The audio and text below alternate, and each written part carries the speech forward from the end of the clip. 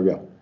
Saving half on the replacement. Options do we have for dedicated systems? Why that could help with data integrity, the potential cost savings and safety considerations for the field crew. So bladder pumps, smallest we could do, 3/4 inch casings. We make stick up and below grade well caps to accommodate however the well was completed. For 2-inch wells, we could go down to 1,000 foot of lift and sample from significantly deeper with a drop tube if the depth of water is less than 1,000 feet. That's one thing we get a lot of calls. Someone's, hey, I need to sample from 500 feet. The first thing we're asking them is what's the depth of water? Sometimes they don't know, but utilizing a drop tube, you could use the small GeoController Pro, like Nemo had mentioned, instead of hauling a truckload of nitrogen tanks out there, right? So the small diameter pumps for less than 2-inch wells, 180-ish foot max lift. And again, we could sample from much deeper, but they're probably not putting that smaller wells in for over 200 foot, right? Well caps for the small 1-inch wells is generally what we're putting the 0.675 and the 0.85 inch in. We're only going to have a flush completion well. So this is going to be a locking expandable well cap. The fittings disc is going to suspend approximately a foot below that. And it's going to be small enough to fit inside the casing. When the sampler goes up, they're going to pull the entire assembly up, stick a collar underneath the fittings disc to retain them while they're doing the sampling. Excuse me. All of the well caps are going to have a hole to drop a water level meter in. Some folks want us to put a pressure transducer in there so they could get constant water level. We could accommodate that as well. We also make PVC bladder pumps. They're good to 250 foot lift. We can do drop tube assemblies on them also. A lot of people call and say, hey, I want a stainless steel well. If the casing is made of PVC, how come the pump can't be PVC? It's a fair question, right?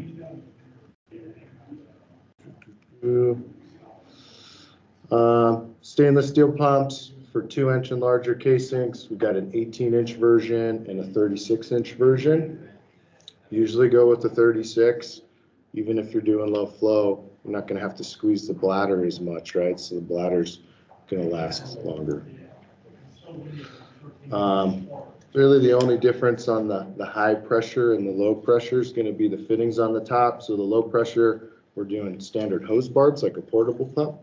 For the high pressure, over 300, get more wells done per day. Compression fittings, it's because we don't want the airline to pop off, right? And you got to pull everything out of the casing.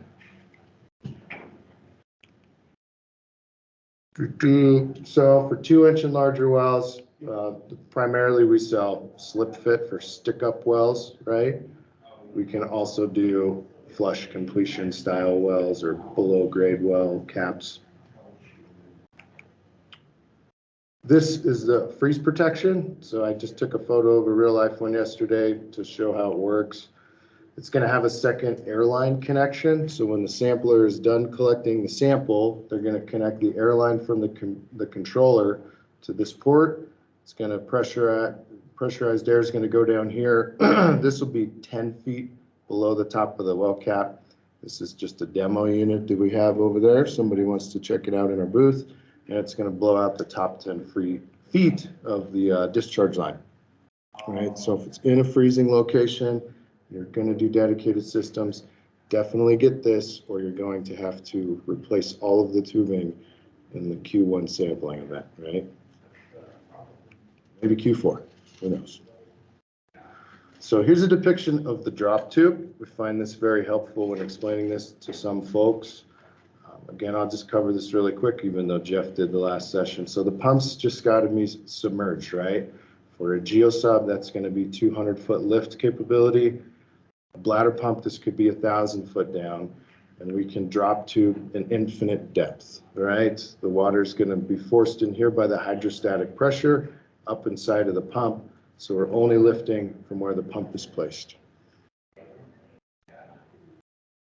Questions on drop tube? Anything so far? So we get a lot of questions for PFAS-free pumps. We did take our portable bladder pump and make it PFAS-free. That was the first PFAS-free product that we did. These are the changes that we made. Instead of Teflon collars, which is the apparatus that seals the end of the bladder on either side for a portable bladder pump, we make them out of HDPE for this pump variant.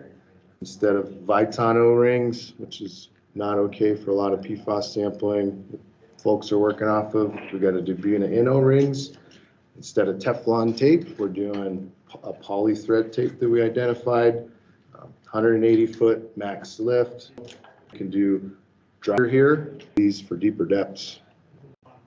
The reason we made these changes is because folks are telling us for PFAS sampling, I can't have PTFE and I can't have Viton. When we did a blank with the lab for this product to make sure that it didn't have any of the compounds called out in the drinking water standard, we also did a blank on our standard pump that has a PTFE bladder and Viton O-rings and Teflon tape, and we got no detects on that. So if you have an application where there's a deeper depth and this pump won't work, we could potentially furnish our standard pump and the lab data showing that there's no detect on that pump for the drinking water compounds that are called out. Electric submersibles. So we could do dedicated systems for Geosub 2s. You can have a 200-foot lift limitation, but deeper sampling options with the drop tube and the ReadyFlow 2 pump, which hopefully we'll get some shipments of those soon and start filling back orders. Flow rates for the Geosub 2, going to be maximum 3.5 from no lift and deadheading around 200 feet. So this could be used for low flow or purge sampling if it's not super high volume, right? Question. So the pump product, when we redesigned it from the SS Geosub, we also removed all the PTFE. So the motor lead used to be PTFE coated, right? Because everybody wanted Teflon, it's super inert. So now we're making a HDPE coated motor lead. In case you didn't know, the red gas tank in your garage is HDPE. So it's been holding up pretty well, right? Polyether ether ketone and 316 stainless steel. So a lot of people call and say, hey, I need a PFAS-free pump. Well, there's, I don't know, 4,500 PFAS compounds out there, right? So our approach is, I'm going to tell you the compounds that this product is composed of. None of these have an F, right? PFAS is fluorine in it. That's what makes it a PFAS and have the hooky shape. So these three compounds are PFAS-free. These are the innards. Oh, shoot. Sorry. These are the innards of the pump. Just kind of covered it for a portable side as well. This is going to be a consumable, right? The motor's going to wear out, but we're making it easily replaceable. So for a portable system, it'd be worthwhile to buy a reel and an extra control module and motor. So when you're in the middle of Nebraska by yourself and it's 2 days ground to overnight something, you're not sitting there wasting time, right? They're plugging and playing the new one, sampling again. You're sending us the bad one back. Almost all the time, it's either the control module that went bad or the motor, and you're saving half on the replacement, right? Yeah. Again, the drop tube, we could do that for the Geosub. ReadyFlow 2 pump. This pump kind of delayed on back order right now, but we are accepting orders for it. So this is going to get significantly higher flow rates, as you can see, right? 8.5, 9.5 gallons a minute from no lift and deadheading at about 280 feet. So if you've got a large water column that you need to purge, this might be a better route to go. I wouldn't use this for low flow, right? It's just overkill. So we're going to have the same well cap options for electric submersible dedicated. So we can do slip fits, we can do flush completion caps. for ready flow 2 pumps, we also do this Grunfo style well seal is what it's been called. It's got a nice gasket. It seals up good. You don't have to lift the system like you would if you need something that seals on the flush completion well.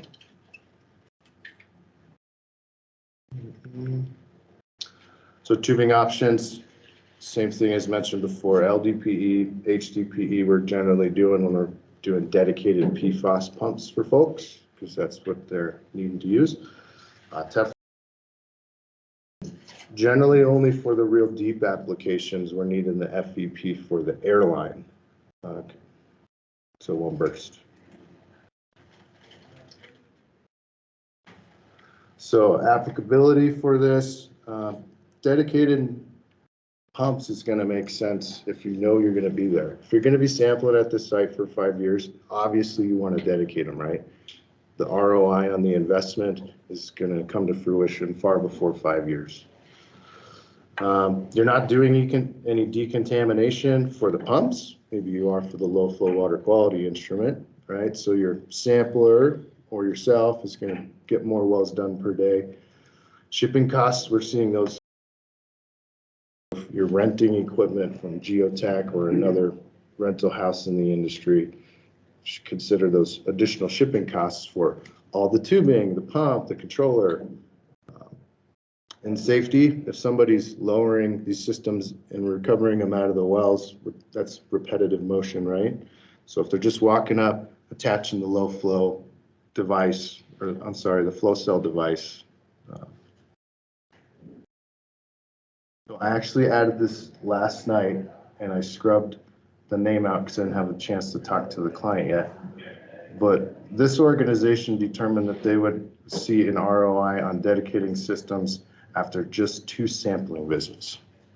I didn't see the data and the numbers where that came from, but this is for sampling 5 wells. They're nested, so it's 10 sampling depths total, and they determined that it was going to only take 2 events for them to save on the dedicated systems. It's been my experience that maybe it's a little bit longer than that. This number was really low, that's why I crossed it out. So a timely email that came in about 11 last night. That was all the slides that I had. Folks got questions, comments, complaints? Anybody?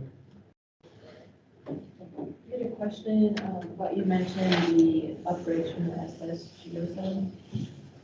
What are the options to do that? Is that something you do?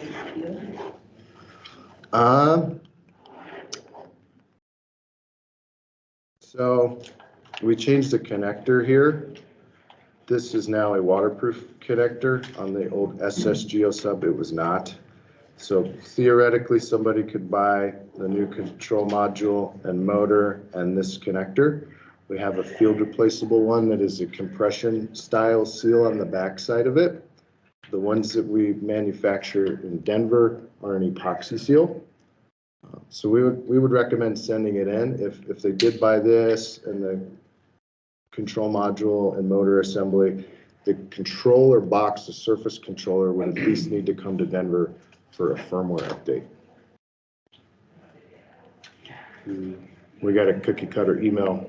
We could email them for the online person. Anything else? No? All right, guys. Well, we got all of this stuff over in our booth. If anybody wants to check it out, take it apart. We got a bladder pump set up in a mock well. Yeah. Does there have to be a certain depth of water? We have a lot of wells that maybe a foot of water that we're sampling. That's a good question. So the pump has to be submerged. You're talking about for a bladder pump? Yeah. So you can pump, like suppose that it was halfway submerged. You could get that water out. It doesn't have to be all the way full, but you may get some air in there a bit initially. How deep? Anywhere between 15 and 25 feet. 15, 25 feet. Yeah. Got to drill deeper wells. Our deepest ones are 55 feet. Yeah. But yeah, you could use it. And it may be advantageous to take the bottom intake off, right? Because this is about 5-6 inches. Or on the stainless steel one, it's a bit smaller.